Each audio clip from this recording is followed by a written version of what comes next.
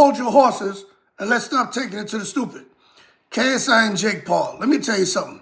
There's too much money on the table for these two. Let's just call it what it is, right?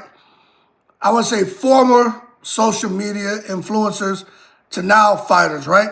Jake Paul can box. Jake Paul can fight. No, he's not Muhammad Ali, but he can fight.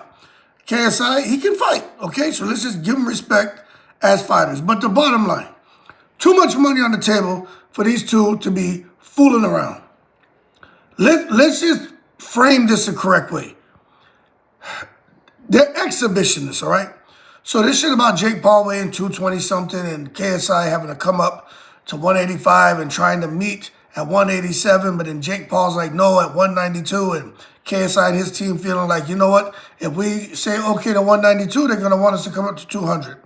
What's going on here is both of them are afraid to lose to each other because this comes down to bragging rights. You know what I'm saying?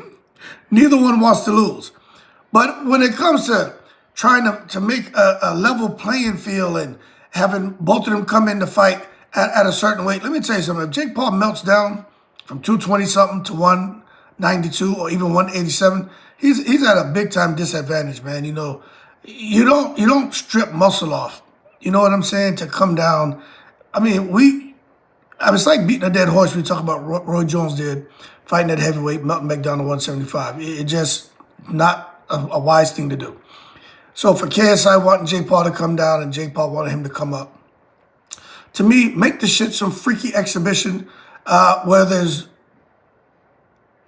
it's a freak show, and let Jake Paul come in at 200 pounds, KSI come in at 175, 187, or whatever the hell it is, and make it a freak show.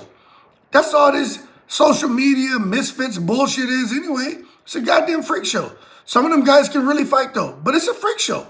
So quit trying to come out here and worry about getting the fight officially sanctioned to go on someone's record. Man, keep the goddamn circus going. You know what I'm saying? All we need now is the bearded fat lady or some little weirdo pedaling a unicycle, juggling goddamn grapefruit.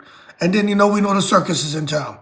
Anyway, $300 million could be generated, or that could be the fight per split. $300 million between the two fighters. Now, if you ask me, they can keep being complicated, but money talks and bullshit walks. And when it comes to this hang up over weight, keep it a freak show, which is what these two bring to boxing. Simple.